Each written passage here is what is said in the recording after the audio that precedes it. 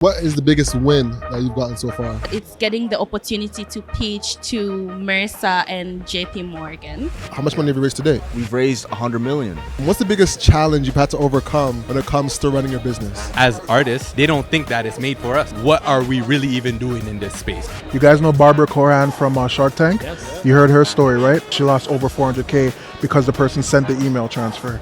What is the business model? How do you guys make money? 2 ways to make money: direct hire, contract to hire. What's your opinion on AI so far? Are we prepared for the number of people that are going to be jobless? And are we creating alternatives to what life is going to look like when AI is actually taking over people's jobs? What are some of the roadblocks you've had in terms of like acquiring new customers? A lot of people mistake antivirus with what we're doing. We're not dealing with antivirus.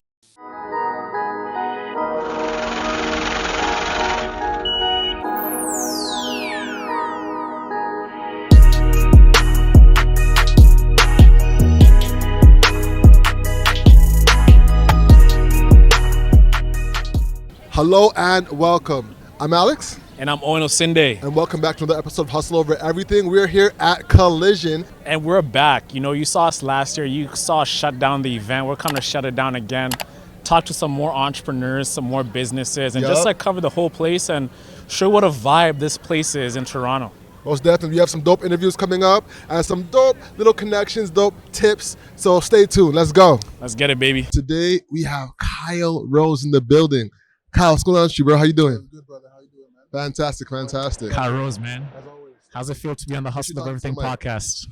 Listen, I've been waiting, so I'm glad I'm here. I appreciate you guys. Long awaited. Been waited, yeah. Long overdue. Yeah, I appreciate it. Thank Most you definitely. guys. Most definitely. So Kyle, tell us about Cyber AI. Okay, so Cyber AI, we're a cybersecurity company and social enterprise, all about helping people stay safe online against fraud and scams and offline, because we do realize that people get targeted offline as well. So just all about awareness and keeping people safe. Okay. And a part of that is Scam Blocks, right? Yes. Can you tell us about that as well? What's that? So Scam Blocks Plus is a web extension and app. It's almost like ad blockers, but strictly for scams. So whether you guys are on WhatsApp, Amazon shopping, anything you're doing online, we will track you guys and make sure that everything is going according to your safety and your online etiquette. And we make sure that, you know, we give you a trust score, we give you a breakdown. If you're anything that's approaching you that's dangerous, we cover it to make sure that you're safe. Damn. So what inspired you to get into cybersecurity? You know, it's such a very intense industry. Yeah. You know, you don't say I'm passionate about security, you know, you never hear that, but I want to hear from you. What prompted you to get into this space?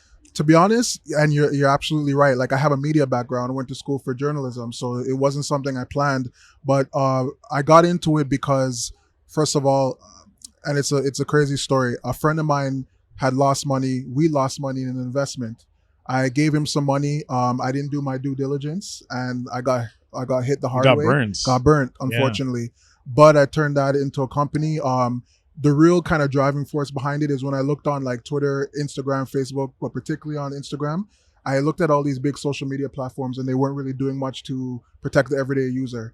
So it just started off as a social awareness, just a Facebook and Instagram page, just spreading awareness. We had 14,000 followers. Back then it was called Blockers of Scams. And then I met my co-founders through a business incubator and we turned it into a business. And how long ago was this? This was the fall of 2019. 2019, Yeah, eh? yeah. Okay, and how's it been so far? It's been good. It's been a journey. I've been hearing a lot of people's stories. I never imagined I'd be in this industry, people losing their 401ks, all this sort of stuff. Life savings. I mean, it's sad, but at the same time, I'm happy to be in an industry that can make a difference. So what has been the biggest challenge when it comes to building this business up? I would say getting people to understand, I guess, the realm of cybersecurity, because you know, people hear that, they kind of be like, oh, you have to be techie. And I say, no, look at me, like I didn't have this background. Like it's really just about being mindful online and offline. And I guess the hardest part of that is just kind of telling the general public, giving them an idea of what cybersecurity is and making it simple. Again, people think you have to be techie and go to school for this and that. And the challenge is for them to understand that no, it doesn't have to be that way. Yeah. I'm curious, man. I mean, you spoke about 401ks, a lot of losses. What's a story you could share that really touched you about someone who came and said, you know what, I have this and this taken away from me, and I really need your product because I don't want this to ever happen to me again. Perfect. So I have a client, and actually he works at BMO, and he was telling me that his grandma moved in with him. Grandpa died. Grandma moved in with the family. And she's typically not very much shopping online or doing anything like that. But for Christmas, and I believe this was throughout the pandemic, no one's really going into the malls. So, of course, Amazon was a big thing. And she got hacked through her credit card. Yeah. And he came to me and he's like, you know what? Obviously, and that time our product was just new. He said to me, you know what? I was doing our free trial. I'm going to pay for this. I want my grandma to be using this. You know what I mean? And I said, honestly, like, this is what it's there before. I'm sorry we weren't able to help her from before, but now that you have it, it's stories like that. That's like, you know what? These are real people. Like, everyone's losing money in some way, some form. Even if it's $5, we want it to stop, Yeah. I mean, I've heard some crazy stories. My sister works at American Express. Yep. And she tells me like how these elderly people are targeted. Mm-hmm. And this one guy had $100,000 wiped out of his account because he had someone, elderly people don't know what's going on, right? Mm-hmm. This guy calls him posing as his grandson. Yeah. He's like, hey, grandpa, this, whatever. Mm-hmm. And he thinks this is like his grandchild, right? Yeah. Gives him his credit card information, wipes out, goes back to American Express. He's like, hey, all these transactions, this was not me. I thought this was my grandson, but they couldn't do anything about it. Mm-hmm.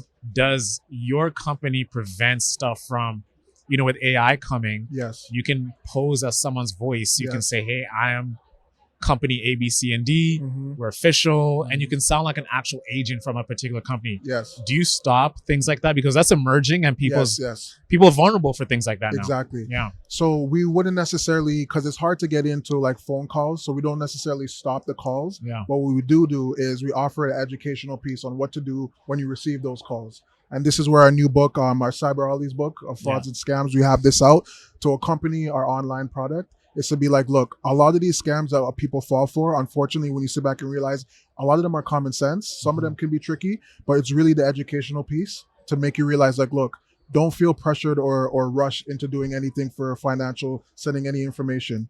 Sit back, think about it. Even if you have to hang up on the person, if it's legit and it's something that really needs to, they'll get to you and other means. But we really just want to push the educational part of it. And this is where not necessarily Scambox Plus, but this is where our speaking engagements and our book is going to really fight and combat that. Yeah. Amazing. Man, crazy stories out here. Yeah, a lot. There's a lot of scams happening. Yeah. I almost got scammed out of my Instagram account. I think I told you about that. Okay. The Facebook? What happened? Man. Yeah. Somebody was posing as a friend and tried to get me to give them the two-factor authentication. Mm-hmm. And I almost went for it. Actually, no, I did go for it, but I got it back after countless emails to Facebook. Luckily, I have a Facebook rep, so they gave me the right instructions to get back to it. So it was tricky, but there's a lot. And I'm experienced with Facebook and Instagram. So to almost lose my account, I was like, damn, if I can fall for it, anybody can fall for it. Exactly. Yeah, man. And that's what I was going to say. Even my sisters, they one of them got scammed with a job. Right? Like, hey, apply for this job. We're going to pay you. We're going to do this.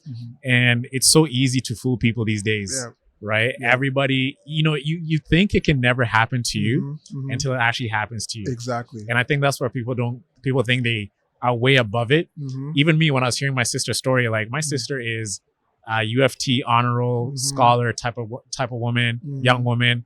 And we're sitting in the backyard during like, family hangouts around the fire. Yep. He's like, yeah, I'm like, hey, what happened to that job at ABC company? He's like, bro, that thing was a scam. I'm like, are you kidding me?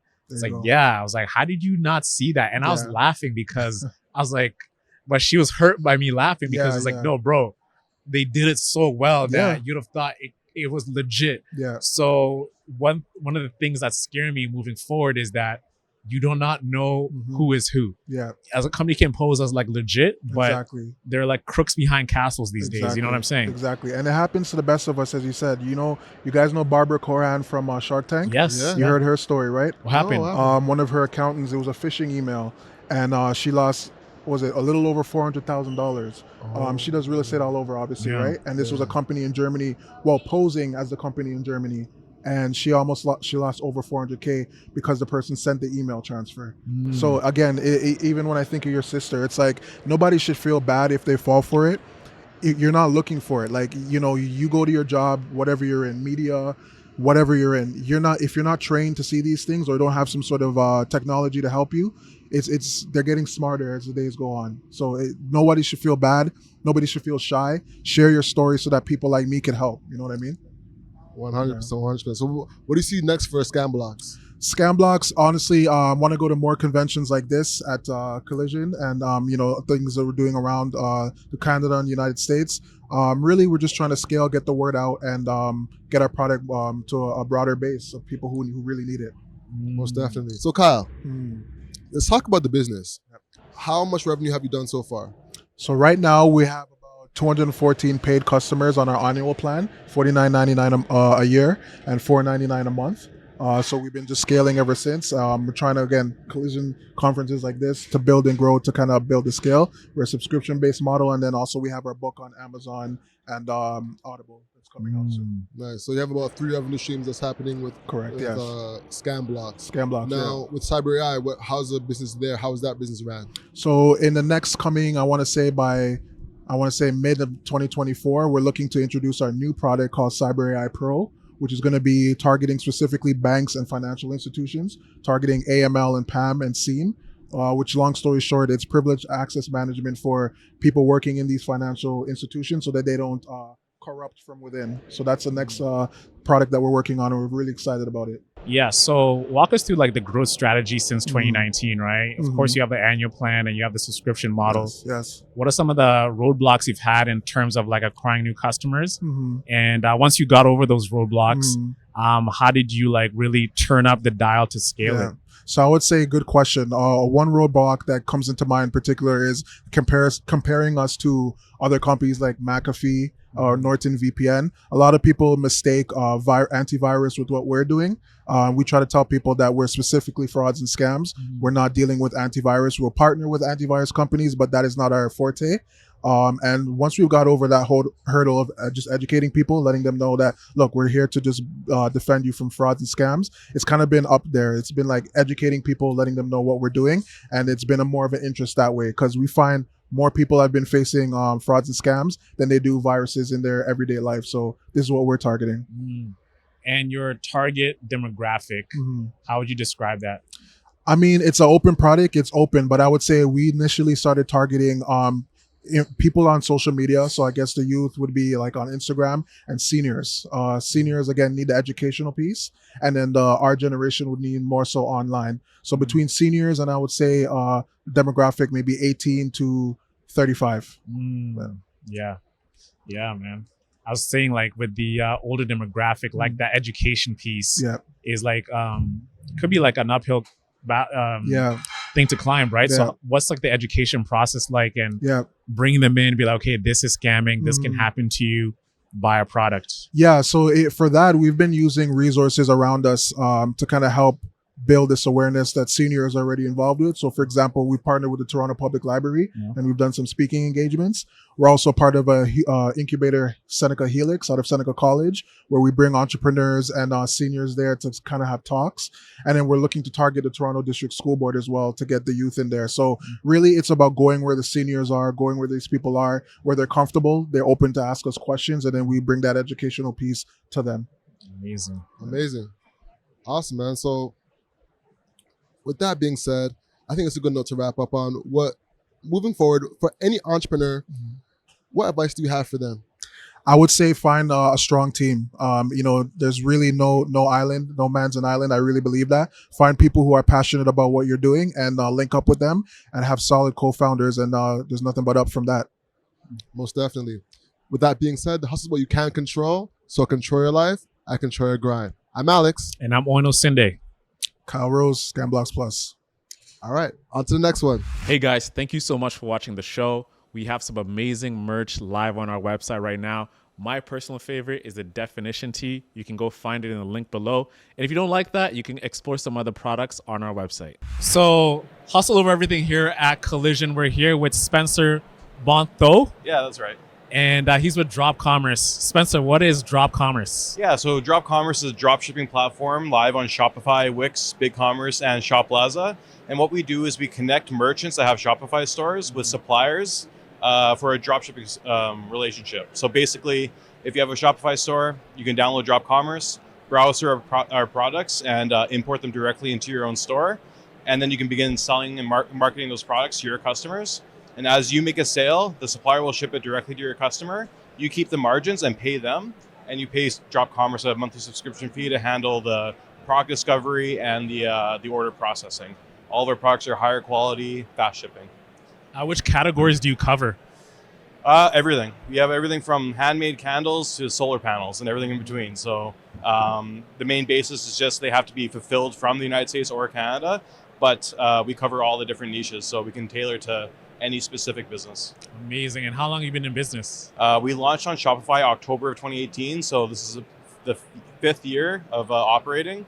And we've slowly just grown into a few different platforms along the way. Amazing. And how many stores are connected to Drop Commerce right now? On Shopify, we have over 13,000 stores and another 5,000 across the other platforms. Amazing, man. And what are your future plans for Drop Commerce? Yeah, we have lots of different ideas. I mean, it's 2023, so it wouldn't be this year without talking about AI. So we have some plans to incorporate AI to help our merchants along the way, and lots of other ideas along those lines, as well as we're going to be expanding into white labeling our products as well, print on demand, just to offer more flexibility to our merchants. Amazing. Well, we have a large entrepreneurship audience, a lot of Shopify creatives.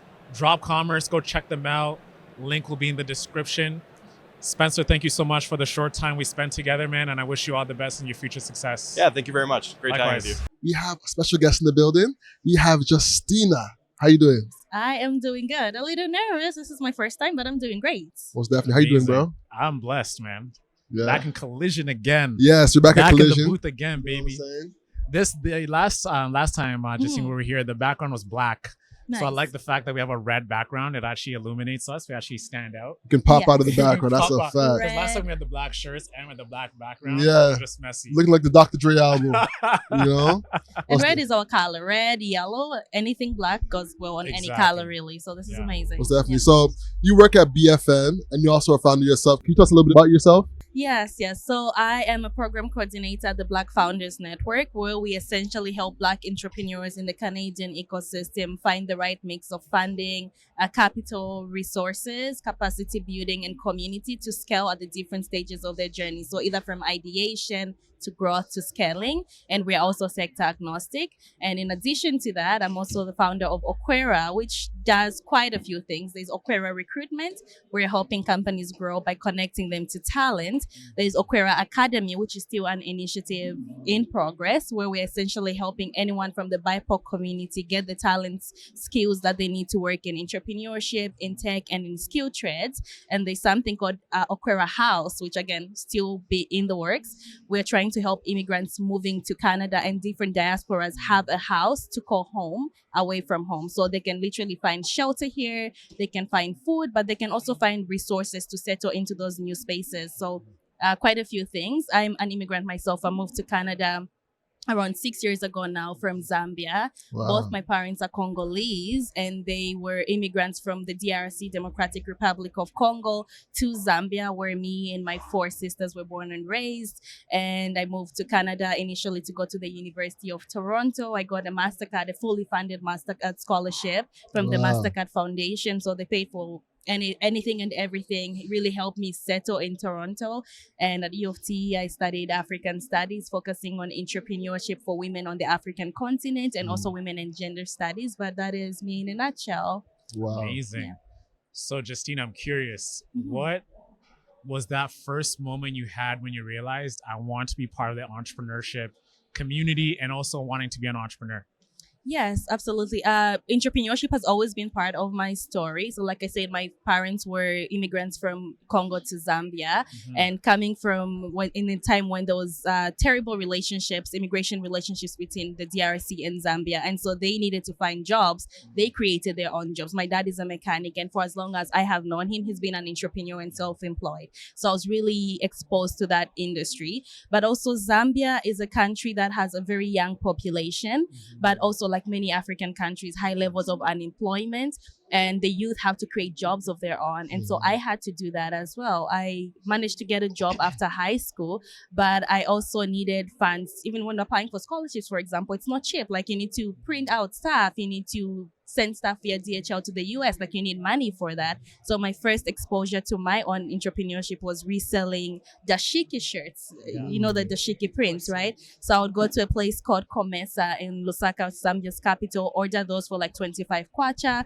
and then resell them for 50 kwacha. And then I moved to Canada, went to U of T, and I was doing an independent research on how African women are actually using entrepreneurship as a way to overcome neoliberalism, but also as a way to overcome a lot of challenges they're going through, from domestic abuse, financial abuse, etc. A whole bunch of African women are entrepreneurs. When you walk down the streets in Zambia, for example, they're selling tomatoes to feed their families, right? Yeah, even in Nairobi too, in Kenya too, you see that a lot. Yeah, right. We call them tuntembas in Zambia. Yeah. So they are really in that space, but they don't have enough support. They don't have enough resources and recognition. So my research was really drilling in on what resources are available to them and how do we celebrate them. The ones that are recognized already, how do we give them even more recognition? The ones that are not, how do we give them that recognition to begin with?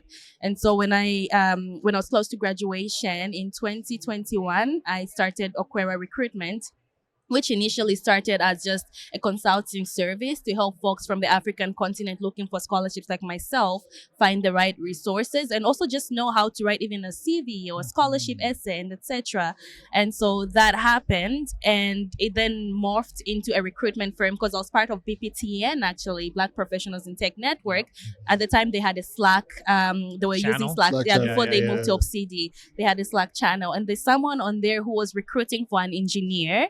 And they said, can someone help me find a Black engineer? If you help me, I'll give you like 10 or 20% of this person's first year salary, which was like, that's a huge incentive. You know how much engineers make, like right? 200K. Yeah, so it's like the 20K, 10K, somewhere between there. Absolutely. So that was a huge incentive. So I didn't know anything about recruitment, but I was also a broke student at the time. So I was like, I'm going to go out of my way to find this person for you. So that process, me trying to find the right person, me going on LinkedIn and cold calling people, that is talent sourcing, which is recruitment, the base level of recruitment, right? Finding the right talent. I found that I enjoyed it because I have an eye for seeing potential and talent in people. So I feel that role, I got paid and it was good money. And I was like, you know what? If this person needs this service, a lot of other people need this service. So I built a business out of that. And Okwera Recruitment for the past 2 years has served quite a few startups in the US, especially. We have helped some startups in Nigeria. We have helped folks from Zambia, engineers from Zambia, for example, find connections with these startups in the US that are hiring remotely. And in that process is when I noticed that, because with the remote culture, a lot of companies are hiring from anywhere and everywhere. And so if you're giving 100K salary to a software engineer, and I know someone from my neighborhood in Zambia has the skills, I'm going to prioritize them because that goes a long way in Zambia than it does in the US. But in that process, I noticed the talent gap in our continent, but sometimes not even the talent gap, the fact that people are so talented but they don't know how to communicate their talent, right? And so that's what Okwera Academy is built on. It's teaching people how to get the skills and communicate the skills, communicate the value, employment readiness. I'm already working with employers, so I know what employers are looking for in terms of resumes, interviews, etc. And so career coaching in that sense to ensure folks from our communities are being placed in the right companies and getting the money essentially. I want to ask you about the first time you're recruiting for that engineering role. You're coming in, you're trying to staff someone's role. Yes. How did you know what to ask in these cold calls, what to look for, what skills to go after, and also make sure that when you're sending these candidates over, they're actually top tier candidates that can possibly get this role? So what was your screening process like as you're going through that? So you can actually become like competent in actually knowing what to look for. Absolutely. And as you can imagine, it's been a lot of growth from 2 years ago versus now, but the process is streamlined, right? It starts with having a needs assessment with the person, the employer, essentially sitting down with them and understanding just beyond the specific role that they're hiring for, because I'm not a very technical person. If I'm hiring for engineers, I don't know exactly what to screen for in terms of the technical parts of it. But I do know if you're looking for someone with, say, Java, Python, whatever it is, and that is communicated in resumes, I can screen for that. And there's ATS, applicant tracking systems, that screens for specific words in resumes. So that would be one process. But beyond that also is just sitting down with these companies and understanding their organizational values and cultures, because the culture fit is a big part of it. So you want to make sure all of that is communicated in your job description. So even before you send me a job description to just copy and paste and put there, I want to make sure the job description actually matches the person you're looking for. If you're looking for a senior person, I want to make sure the wording is correct. If you're a company that claims to be diverse and to be, you know, prioritizing BIPOC and women in the tech space, I want to make sure the words in your job description are not coded for those biases, right? So once we go through that process, and then we post on our job boards, we're using Indeed, we're using LinkedIn, but also understanding where your potential candidate lives. If it's maybe C-level VP person, maybe they are on LinkedIn a lot, but if you're looking at tech talent like engineers, they're hanging out on the GitHubs, right? In the Slack groups. So then you invade those spaces and you start cold calling and saying, hey, there's this person that's hiring for ABCD. Here's the value proposition. Here's the value add for you. You make that connection. You do the initial phone screens. You make sure there's that match. And then you present them to the clients, the employers, who then do the more skill assessment based stuff and then hire from then on. Yeah. So what is the business model? How do you guys make money? Yes, so there is two main ways to make money. So the services that we're providing are direct hire, so which is full-time employment, contract to hire, which is exactly what it sounds like. You first start on a contract and then full-time employment, and then there's the freelance model, and this is a very recent addition for us. And what we found is that, especially working more so on the BFN side with very early stage startups that do not have the capital to hire full-time folks, and they're more focused on product and operations at this point. They just want to build out the product and then go to market. We want to make sure that they have someone to help them out with the technical aspects of whatever they are building for the first few months or so. So those are the services that we're offering. And then in terms of the business model itself, there's retainer. So we are retained by these companies to be their go-to when they're hiring. And then there's contingency, which stipulates a larger percentage. Like the initial, gig that I got. It's like if you hire someone, you get 20 to 25%. That's usually the rate of whatever their first year salary is, full salary. So that's base plus any benefits on top of that. Amazing. And what is the biggest win that you've gotten so far in 1 minute? Yes, it was not a financial win, but it's getting the opportunity to pitch to Mercer and JP Morgan our services. We didn't get the gig, but that in itself was a big win for me. But also, it was validating for you. It was validating. It's like someone sees your work, but also getting into the BFN community and getting the role to help other Black founders, because I have the lived experience of a founder and I've seen those challenges. That will be the biggest one as well. As Rick was wrapping up, what tips do you have for other Black female entrepreneurs? Oh, in 1 minute. Yes, I know I'm running over time. One is imposter syndrome. You're gonna feel it. Be afraid. Do it anyway. 2 is find mentorship, find community, and find people who understand your journey. I think there's 2 ways to look at it. I use the analogy of the Google Maps. You can either go to Google and place in your destination and have Google show you where to go, which in this case is like all the reading and the theory that we do, or you can have someone who's been to your destination, hold your hand and say, okay, I'm gonna walk with you. So mentorship, community support has been a big help for me. Yeah. Amazing. With that being said, the hustle is what you can't control. So control your grind. And control your life, baby. I'm Alex. And I'm Bueno Sinde. And I'm Justina Kanza. Amazing. Wow. Thank you for coming on. Thank you for having me, you guys. Yes, sir. This podcast is brought to you by Nyorai Cellars. If you didn't know, Nyorai Cellars is the only Black-owned wine company in Canada. Right now, I'm holding the rosé, the 2021 rosé bottle. This drink is amazing.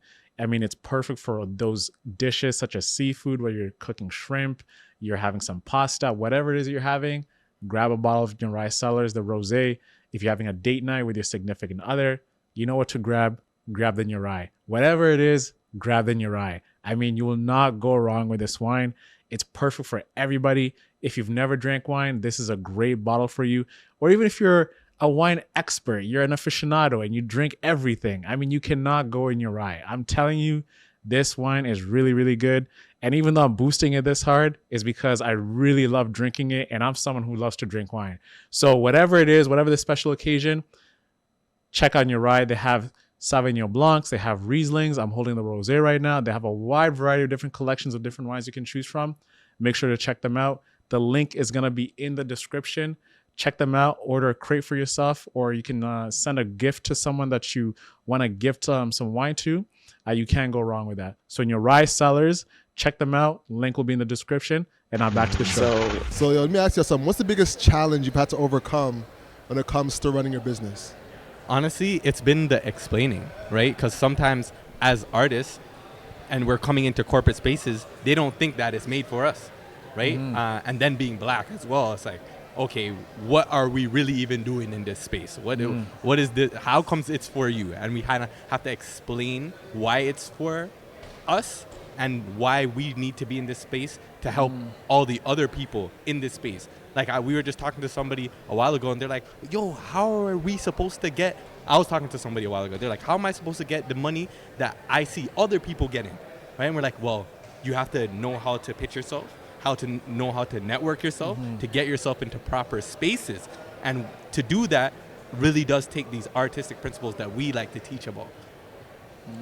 So real quick, I don't know if you said it. What is Roundtable? Talk to us about it. That's our goal. So Malakai, I'm the CEO and one of the founders of Roundtable. This is my partner, Priority. So Roundtable, we're a record label for artists, by artists. So we have 3 movements. We have the Entrepreneurship movement, where we teach artists how to create monetizable services that they can sell to non-for-profits, corporations, and schools.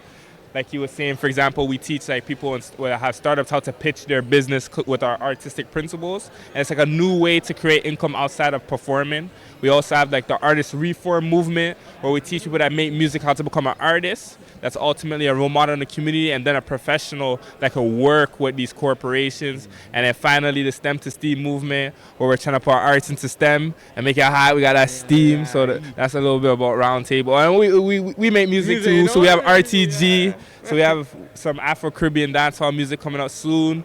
Solely, I'm the Hood Prophet, so Hood Prophet Kings, that's my artist name. I have some hip-hop coming out, so we got South. That's some ring to it. Yeah, Hood Prophet Kings. It's a Priority. Run that. Priority. Let's hear it. All right. Priority. A little Michael Jackson in that. I was gonna say, for artists by that's like FABA, FUBU is like for us by us, so that's like a nice little acronym for artists by artists. You guys should coin that. FABA, you know what I'm saying? We'll make sure in the discography we'll be like Owen. Yes, Owen 24/7 Hustler put us on. Most definitely. All right, so last tip for entrepreneurs on the rise. What tip do you have for them that you've learned over your time? Keep going. Don't let anybody tell you that what you're doing isn't something important, especially if it stems from a problem that impacts you and your community. Don't let somebody tell you that that's not important, because there's going to be people saying, oh, I don't know if that's something fundable. What does that even mean? What does that mean? How do you dictate what is fundable and what's not fundable? They can't, especially people that haven't been in your community.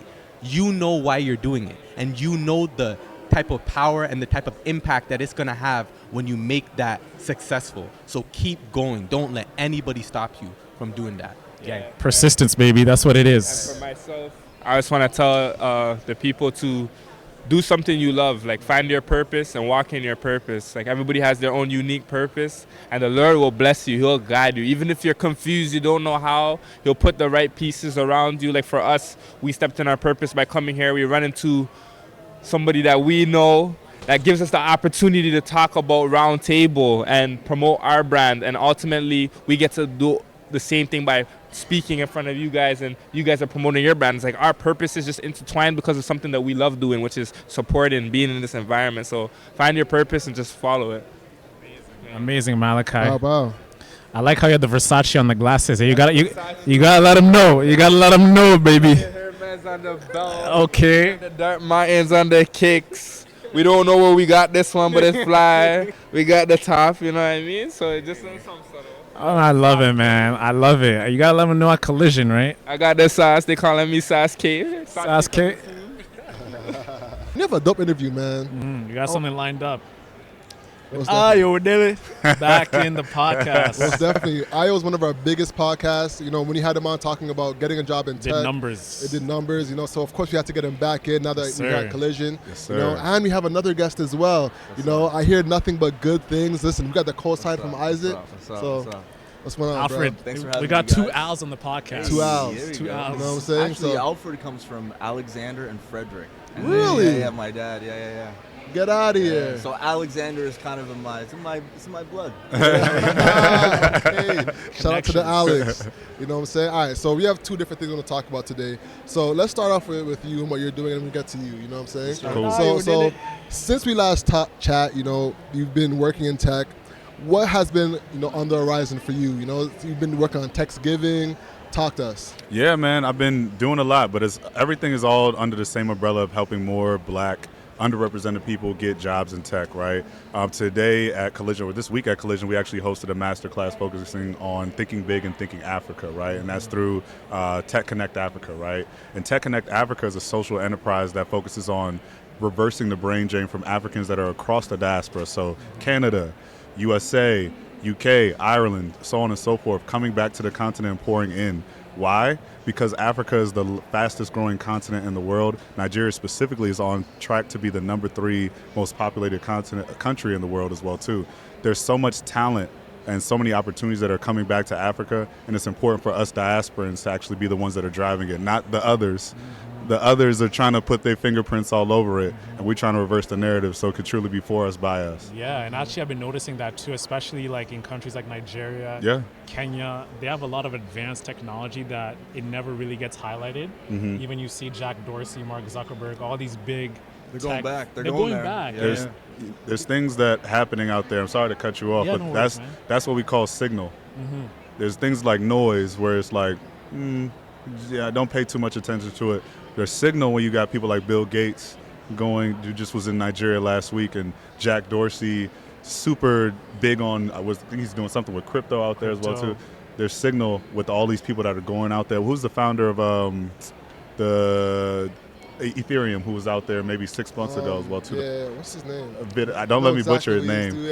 But nonetheless, you're seeing all these big guys that are going out there, right? And it's great that they're doing that, but we should be also having our hands on the steering wheel as well too. Definitely, you know. Just like you're saying, the population is growing immensely at one of the fastest rates in the world. And they're like the biggest population behind the U.S. And the amount of opportunity from infrastructure to technology, just like you're saying, is growing rapidly, you know. So walk us through the average day in your life right now. What's going on? Craziness. There is no average day. You know, recently I've just been traveling. I was in LA for AfriCon. So shout out to Amplify Africa. We were out there. We had a speaking engagement, and it was just phenomenal speakers out there. Then after that, came up to Atlanta for Render ATL. Not sure if you guys have heard of that. I had a speaking engagement out there. Went phenomenal. Went and rested in DC, which is where I'm from. Just chilled out, and now I'm back up here in Toronto. But really, the day-to-day is really, you know, balancing the 9 to 5 of Google with all the passion and focused projects that I have going on as well too. So that's a short answer and not the best answer, but it's usually just trying to balance a crazy life is the day-to-day. And are you trying to leave like a 9 to 5 to pursue these things? Yeah. And how close are you to doing that? I think that that's a very good question. One, the first answer is yes.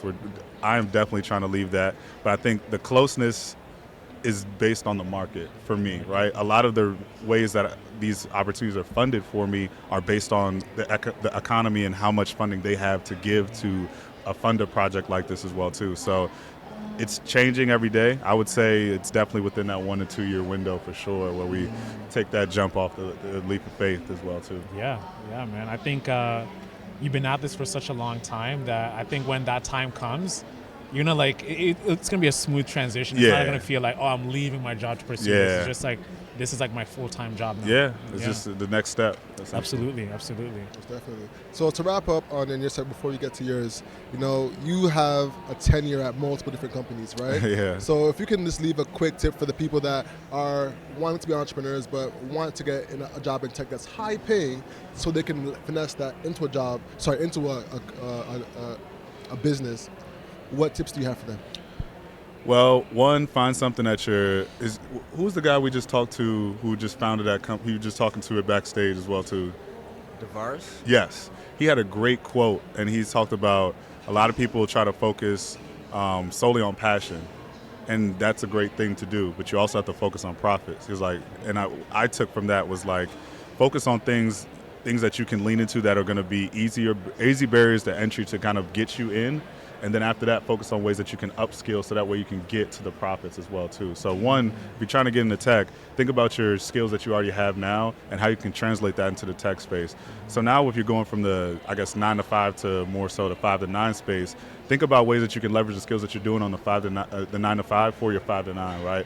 Don't try to separate the two. One thing that I always try to do is make sure that everything I do from a day-to-day is applicable to Tech Connect Africa or Techsgiving or anything of that nature, because at the end of the day, none of us have that much brain capacity to do things, right? You don't want to be a jack of all trades, you want to be a master of something, right? So I'm mastering helping other people break into the tech industry is what I'm focusing on as well too. So one, find that skill that you already have a transferable skill with, lean into that heavy, and then two, figure out how you can leverage that skill to have a side business and then start to grow that as well too, start to leverage that as well. Most definitely, amazing. So now, for the people that don't know you, would you mind introducing yourself to the audience? Yes, sir. So I'm Alfred Burgesson, live in Halifax, Nova Scotia. I'm the founder and CEO of Tribe Network. And Tribe Network is an accelerator and incubator for racialized entrepreneurs, right? So for racialized founders that are starting their businesses, they need access to coaches, they need access to mentors, they need access to training, they need access to capital. There's a lot of things we need access to that historically we haven't had a lot of access to, right? And I experienced this firsthand when I walked into an innovation hub in Halifax. This is publicly funded innovation hub, and we have these across country. All right, every province has them, and when we pay taxes, we're funding these spaces where entrepreneurs can walk in for free and get access to supports. I walked into one in Halifax and didn't see anyone that looked like us in there. I said, what's going on here? And for context, like Nova Scotia, Halifax is a big black community, right? It is. It's one of the largest and the most historical black community in Canada. Yeah. You know what I mean? And so it's founding, like one of the founding black communities 100%. in Canada. Yeah. A lot of black legacy there. And so I walk into this build and I'm like, yo, like, where are the people of color? Like, I'm the only one in here. And I look at the team, no black people, no person of color. And so really I just felt like something's got to change. You know what I mean? I didn't feel like I belonged in the space. Didn't feel like they understood who I was, what I was trying to do. A lot of them didn't even care to. You know what I mean? Because they never been around us. And so that kind of inspired me to say, okay, what can I do? I've got access to a network. I'm building my own thing. But how can I create something that will allow more of us to get access to the same resources that these people are getting? So we created Tribe. That's what we're doing. So you've raised money for this, right? How much money have you raised today? So we've got about $4 million, some from the government, some from private sector. And Tribe Network, essentially, like I mentioned, like we have entrepreneurs that join our programs, match them up with a mentor, match them up with a coach, create a plan for them to go from an idea or an MVP to like getting them funding and getting them hiring people and getting them actually creating value. So we've been doing this for about 2 years now. And we've had success in having entrepreneurs go from idea to raising a seed round or a pre-seed round. And so now the thing that we're doing next to complement that is actually raising our own VC, right? So right now we're able to give people access to grant funding and little non-dilutive funding, but again, we're seeing success in entrepreneurs leaving our program to go get millions of dollars. And so now we're creating our own fund to complement the programs that we do. That's huge. That's huge. Which companies have you invested in so far? So we've helped people like Wovio. I don't know if you guys have heard of Wovio. Wovio? Fintech product. Started in PEI. Founder had a prototype that they were building, and we supported them, made an introduction to black VC firm out of Toronto. Next thing you know, the black firm is leading their round. They raised 1.5. They go to Calgary, and now they're taking off, right? So we've been helping people at the very early stage in terms of getting really clear on what problem are you solving, what value are you actually bringing, and then connecting them with capital and coaches that can actually help them execute. Amazing. So Alfred, we're here in Collision. You got the investor tag on. Yeah. Do you feel like a lot of people come to you and they're like, hey, listen to my idea? When people see an investor tag, they get into pitch mode. Yeah. Right? So what are some crazy pitches you've heard so far when you've been at the event? Honestly, I haven't heard a lot of, nothing too crazy. I've honestly been impressed. I've been impressed by some of the companies that are here. Yeah. And I mean, we're getting access to some rooms, and so we're around founders that are saying we've raised 100 million. Mm-hmm. Yeah. You know what I mean? And so Collision is really an incredible place to find some talent. And for me, we're raising our fund right now, right? So I'm getting a chance to really better understand, the ones that are being able to raise 100 mil, like what kind of energy they're bringing to those pitches and what kind of problems that they're solving. It's making me realize, okay, this is the kind of, it's the caliber of talent. Sure, exactly. Can I stop? Let's talk. I was just going to mention that, I think, shout out to Collision, because I think there's it's like a motivation of you're at a conference where people are playing at a certain level, whether in VC, whether as a startup founder, whether as a tech professional, everybody's at a certain level as well too. So especially as us, as the people don't look like most of the people here, there's motivation okay, when you see something in front of you, it's okay, I can go get that too as well. So. Crazy story. So I was checking in this morning, and I wanted the girl to put this wristband on my right hand. She's like, oh, no worries. I know you want to. I know your watch is there, but trust me, I've seen 20 Rolexes today. And they all don't mind having the wristband on the left side. I'm like, crazy. Yeah, they're paying $14,000 tickets just to be here. There's some high rollers in here, some big VCs. Sure. So that just really let me know the caliber of investors and people paying these VIP $14,000 tickets just to be in here. Just to go to that, there's a back room. The back room, just to be part of that secretive back room of exchanging networks and exchanging information. It's crazy. Yeah. And I want to be clear, I'm not paying $14K to get in there, but it is worth $14K. It is worth absolutely. Definitely. Just based on who's in there and the types players, of people you can rub shoulders with, is definitely worth $14K. Yeah. So now you mentioned something about having a difference or seeing a difference between the 100 million entrepreneur and the $1 million entrepreneur. What is that difference that you usually see? Really, it's thinking big. You know what I mean? We had a panel the other day, Think Big, Think Africa. It's just thinking big. You know what I mean? A lot of founders, and I would say founders that we've been working with and helping develop, they're thinking small and thinking in their local market and not realizing that the world can be their market. You know what I mean? They have the opportunity to solve problems, not just in their local community or in Canada, but these problems are transferable to other markets across the world. So I think those founders that are raising 100 mil and doing all that, they're looking at the world as the entire world as their market. You know what I mean? And so that's one piece of advice I give to founders is don't limit what you think you can do and try to solve a problem. Be genuine about solving a problem, but think about the number of people that you can impact by what you're doing. Got you. Now, I'm a marketer by trade. Okay. So there's been a tide shift in terms of growth. Yeah. Before there used to be the true classic teas that would grow on Facebook, and brands that would grow on TikTok. With you investing in net new companies now, what are the methods of growth that you're seeing that's oh, he's doing that? I know he's going to grow. I want to invest in something like that. Yeah. So, I mean, we're still raising our fund, right? Okay. So we're not deploying capital yet. Not yet, yeah. The expectation is to be deploying capital at the end of this year. Okay. In terms of the founders that we are working with at the earlier stage, a lot of it comes down to influencer marketing. You know what I mean? And just who's using the tool that you've built. And I think a lot of the times people get excited when they hear a big name. People get excited when they realize that this is something that IO's using, you know what I mean? And so I don't think that's something that's going away anytime soon, to be honest. And so I would say, for the most part, and this is a similar strategy in raising our fund right now, you know what I mean? When we walk into a room to pitch to a fund that's already raised 100 mil, and we're saying give us 2 mil, they're going to look at us and say well, why would I invest in you? Sure, you might be talented and you might have deal flow, who else is doing this and why would I bet on you, right? So we have to have a really clear story on we got an NBA player in here, you know what I mean? And that will get them excited to at least pay more attention to whatever we're doing. Social proof. Social proof for sure. Yeah. And this is for the both of you, Ayo, Alfred.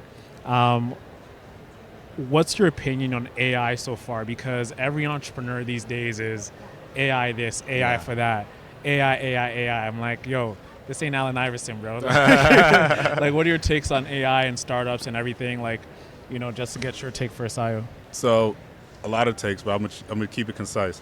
So, AI has seen the fastest adoption of any technology in the history of mankind. I think it's over 100 million users in 2 months. So when you think about the internet, you think about Web3, and you think about, this is dating back to horse and carriage, I'm gassing it, but not really. That shows signal. I'm big on like, okay, there's a signal, because the reason why AI is adopting so fast is because people can instantly see and use the use cases that it gives people in terms of being more efficient and things of that nature. So me personally, I definitely see there's a lot of signal in terms of like the use cases for it and making things simpler and just making overall life easier and making things more equitable.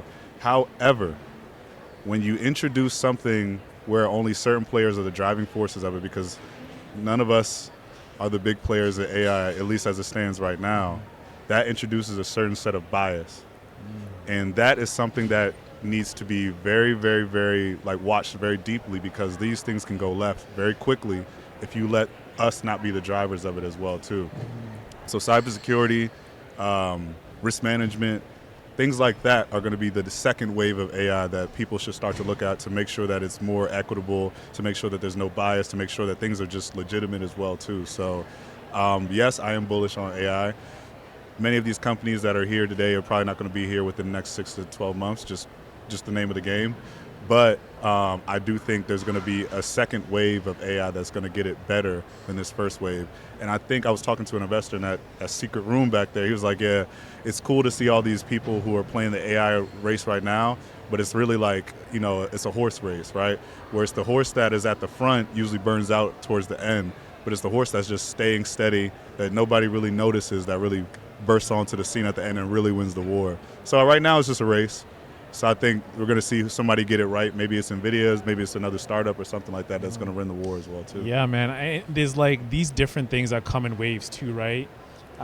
3-4 years back it was like Fintech, right? There's an emergence of many Fintech startups. There's like all these MarTech, there's all like prop tech.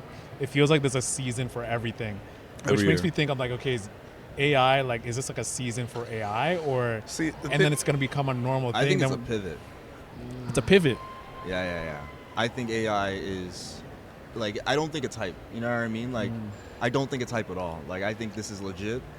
And my take on AI is that, I mean, you hear all the time about, like, people talking about jobs are going to change and, like, people are going to lose jobs and shit like that. Like, I think we need to start thinking about UBI now. You know what I mean? Like, the amount of, like, acceleration that AI has created in people's productivity in the last 6 months alone, like, in the next 6 months, you will be able to substitute employees for AI agents. You know what I mean?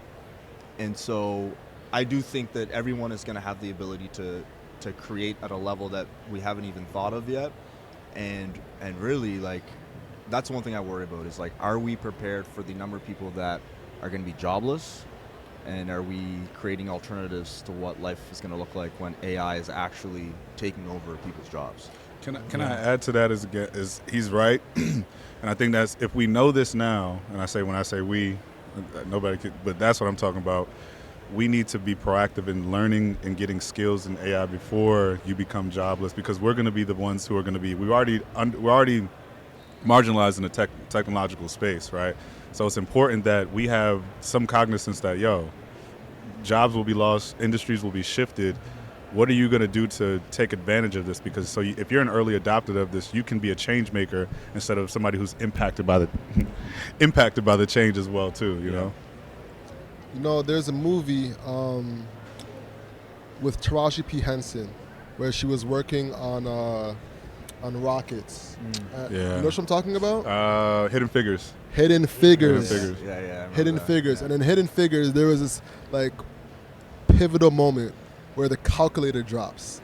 You remember that scene? Mm-hmm. And the calculator drops, and everyone's in there is a calculator. Her whole team was a calculator.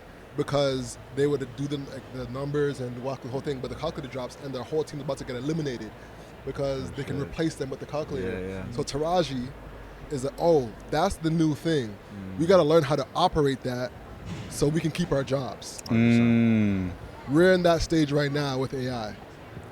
You know, and we got to figure out how to operate it so we can keep our jobs and grow. And even with us, man, like with editing the show, like we're using AI to edit the the filler words, even the clips we make, like how to like splice them up. It's just like put the video in there, it's gonna splice it up, add the captions.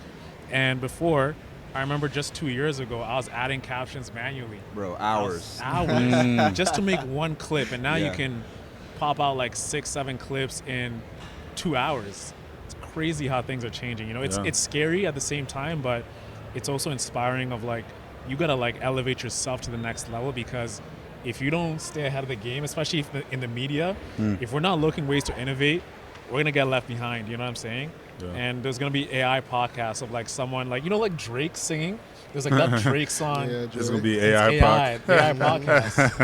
Like, that's a fact. Have a debate show about the Lakers and like take Skip and whoever Stephen A. Smith, and have a debate on a podcast. That's what's coming up. Most definitely. So as we work towards wrapping up, you know, what's next for you guys?